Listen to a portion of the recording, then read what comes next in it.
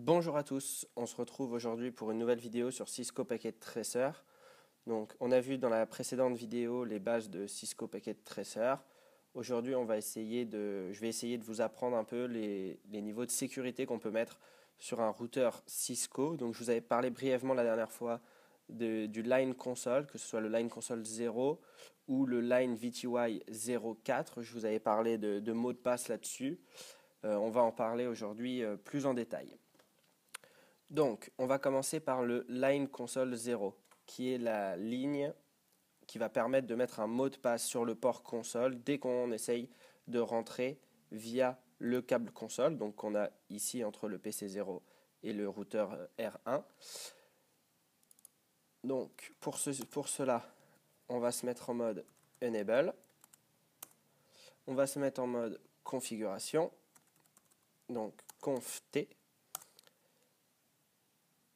Donc maintenant, l'objectif va être de mettre un mot de passe sur le Line Console 0. Donc comme on utilise le point d'interrogation comme d'habitude, et on va pouvoir voir les différentes commandes qui s'offrent à nous. Donc ici, on a la commande line qui va nous permettre de configure a terminal line. Donc on se dit que ça peut être ça, donc on va essayer line, on tab pour être sûr de ne pas faire de bêtises, point d'interrogation, on voit qu'il y a ici console, donc ce que nous on veut, donc primary terminal line, donc c'est bien ça, c'est ce qu'on recherche, donc line line console, point d'interrogation, et là on va lui demander quelle ligne il veut, donc c'est parce qu'il n'y a qu'un seul port console sur le routeur. Donc du coup, on va directement mettre 0. Voilà. Ici, on peut voir qu'on a changé de mode. On est passé du mode config au mode config line. Donc, on voit ce qu'on peut mettre à l'intérieur.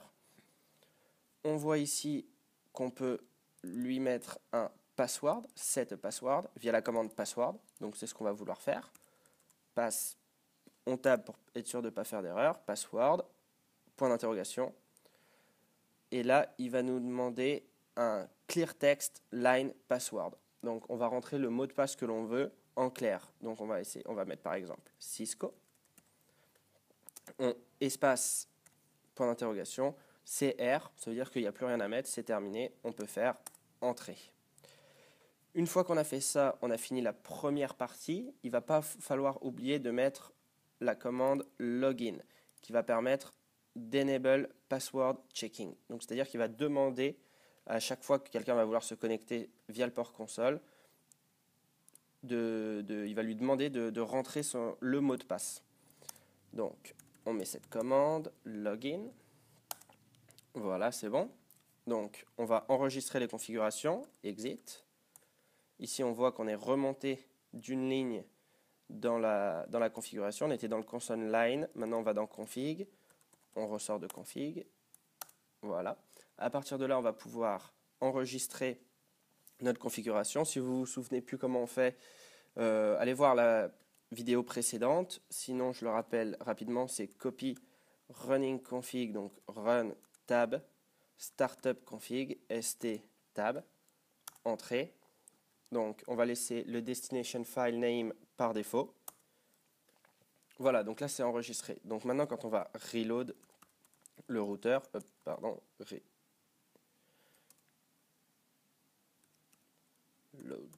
voilà. Donc entrée, et donc là normalement il est censé nous demander un mot de passe. Donc on va voir tout de suite si c'est le cas.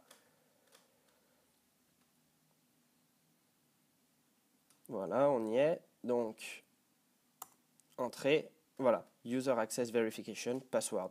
Donc on va taper Cisco, entrée, et voilà. Maintenant on a accès au routeur, on peut se mettre en mode enable, etc., etc. Donc ça c'est pour la première partie des configurations, c'est-à-dire sur le mode console, sur le port console. On a vu également les Line VTY qu'on va voir maintenant. Ce sont donc les lignes virtuelles, donc les lignes de connexion à distance, quand on va vouloir se connecter en Telnet ou en SSH. Donc on va voir comment configurer un mot de passe dessus. Donc le principe est presque le même que pour le mode line console. Donc, on va déjà aller dans les configurations. Donc, conf tab t tab terminal. Ok, donc tout à l'heure c'était line console 0. Maintenant, ça va tout simplement être line, point d'interrogation. On voit ici qu'on a VTY pour Virtual Terminal. Donc, line, VT, on tab. Et on va voir quel numéro on veut. Donc, les basiques, c'est de 0 à 4. Par défaut, c'est de 0 à 4. Donc, on presse Entrée. Donc, on voit qu'on est passé à l'intérieur des configurations du line VTY. Donc, on va vouloir mettre un mot de passe. Donc, exactement comme tout à l'heure. Password, on va mettre le même. Cisco. Entrée. Hop, je me suis trompé. Passe. Voilà. Pourquoi il faut utiliser le tab. Password Cisco. Voilà. On a vu aussi qu'il faut mettre login. Ok, c'est ce qui va servir à la définition exacte, c'est enable password checking. Donc il va mettre en place le check de ce password-là. Sans ça, le password existe, mais on ne vous le demande pas. Et vous pouvez rentrer du coup facilement dedans. Donc maintenant, on a mis le password. On va pouvoir sortir d'ici. Exit, exit. Donc, on va faire un petit show running config pour voir un petit peu les nouvelles configs qu'on va avoir. Donc, espace pour descendre un bloc. Donc voilà, ici on peut voir que sur le line console, on a le password Cisco et qu'on a login, donc on va le demander. On a également le line VTY 04 avec le password Cisco et login. Donc les passwords sont en clair. Pour quitter, c'est CTRL-C. Voilà. Les passwords sont en clair, donc quand on va accéder au show running config, on va pouvoir voir le mot de passe. Donc nous, on ne le veut pas, on va essayer de le crypter. Donc pour cela, on retourne dans le configure terminal. Point d'interrogation. On ne sait pas la commande qu'il faut. On sait qu'on veut crypter les mots de passe. Donc on a ici service, modify use of network based service. On va essayer. Donc service, point d'interrogation, password encryption, encrypt system password. C'est ce qu'on veut. Donc service, pass, en tab, password encryption, point d'interrogation pour savoir si on faut mettre quelque chose derrière. Là, il ne faut rien mettre. On peut faire entrée. On va vérifier si ça a marché. Donc show RU, je tab. Et on va aller voir. Et voilà. On voit maintenant que le mot de passe n'est plus en clair. Là, il n'y a plus écrit Cisco pour les deux, mais bien crypté. Donc ça va être un premier pas vers la sécurisation du routeur.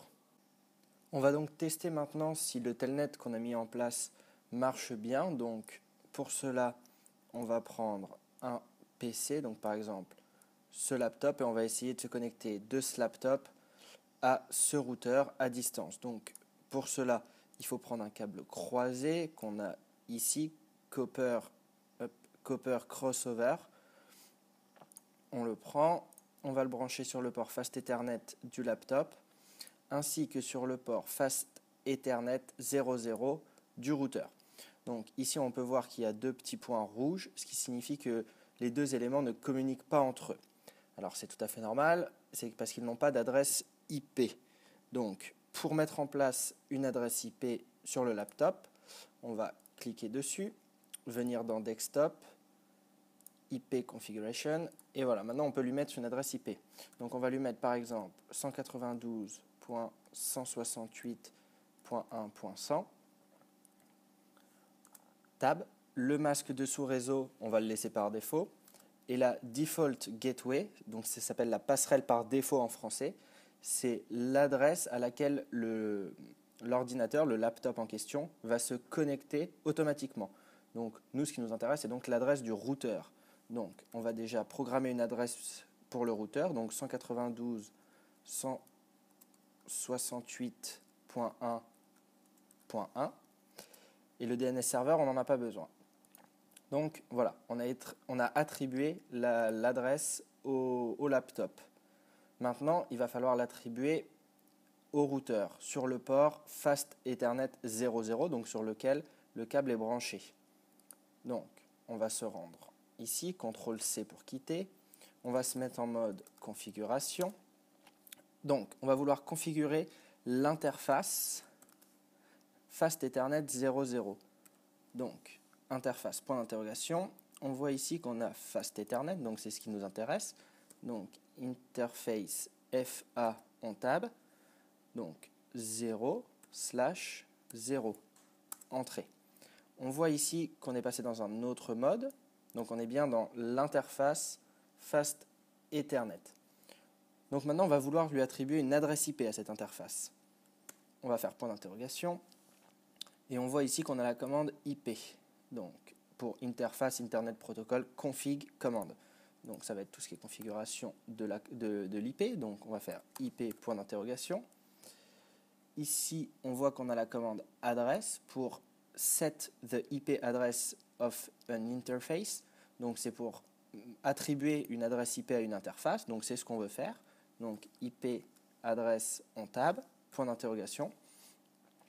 Ici, il nous demande l'adresse IP. Donc, c'est la passerelle par défaut qu'on a mise tout à l'heure. Pardon, 192.168.1.1.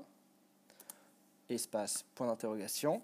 Et maintenant, il veut le masque de sous-réseau. On l'avait laissé par défaut. C'était 255.255.255.0. Et on va pouvoir faire entrée. Donc là, on a attribué l'adresse 192.168.1.1 à l'interface Fast Ethernet 00 du routeur. Maintenant, il va falloir up cette interface. Donc pour cela, on va faire no shutdown, entrée. Voilà. Ici, on peut voir que l'interface Fast Ethernet 00 change state to up. Donc, si on ferme ceci, on voit que les deux petits points sont verts, c'est-à-dire que les deux éléments maintenant sont connectés. Il ne nous reste maintenant plus qu'à tester le telnet entre le laptop et le routeur qu'on a mis en place. Donc, pour cela, on va aller dans commande prompt et on va tester. Donc, telnet et l'adresse IP de ce que l'on veut toucher. Donc, dans notre cas, le routeur 192.168.1.1. Donc, on voit qu'il essaye de se connecter dessus. Il nous demande un mot de passe. Donc, c'est le mot de passe qu'on aura configuré dans le routeur via les lines VTY, donc les lignes à distance, la connexion à distance. Donc, chez nous, on a mis Cisco, entrée. Et voilà, là on peut voir qu'on est sur le routeur. Donc par exemple, on peut modifier le hostname du routeur. Donc si on passe en mode enable, no password set. Oui, on a oublié. Donc, pour pouvoir se connecter à distance, il faut penser, donc, Cisco, à mettre en place un mot de passe après le enable. Donc pour cela, on va aller dans configure terminal. Et la commande, c'est enable secret et le mot de passe que l'on veut mettre. Donc on va rester avec Cisco. Donc vous avez deux possibilités, il y a enable secret et enable password. Il y a une petite différence entre les deux. Le enable password va mettre le mot de passe en clair dans les configurations. Donc quand on fait le show running configuration, il apparaît en clair, alors que quand on met secret, il va être crypté. Donc il faut toujours préférer quand même le secret au password. Donc, enable secret Cisco, entrée.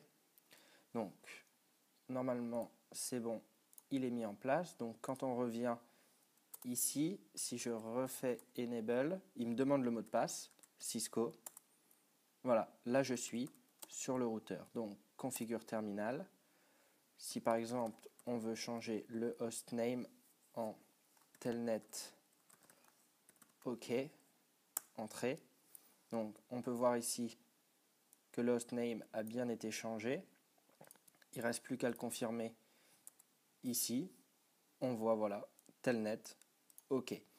Donc, on a donc réussi à distance à se connecter depuis ce laptop-là vers ce routeur. On va donc passer maintenant à une brève conclusion. On a vu une partie sécurité, notamment au niveau des mots de passe. Donc le line console 0 va permettre de mettre en place un mot de passe uniquement sur le port console, donc si une personne veut se connecter physiquement au routeur. On a vu également le line VTY 04 qui lui va permettre la connexion à distance. On a vu également qu'il était possible de mettre un mot de passe sur Enable grâce à la commande Enable Secret puis le mot de passe, sachant qu'on a vu qu'il y avait aussi Enable Password. La différence, je la répète, Enable Password ne crypte pas le mot de passe alors que Enable Secret le fait, donc toujours préféré utiliser Enable Secret. Il faut également obligatoirement un mot de passe sur le Enable pour pouvoir se connecter à distance sur le routeur. Et on a vu aussi comment crypter les mots de passe avec le Service Password Encryption. Donc ça, c'est la commande à taper. Ensuite, on a vu également comment mettre en place une adresse IP sur le routeur. Donc pour cela, il faut dans un premier temps aller dans l'interface dans laquelle on veut attribuer cette adresse IP. Donc dans notre cas, c'était Interface Fast Ethernet 00. Donc vous remplacerez le sélection par l'interface qui vous intéresse.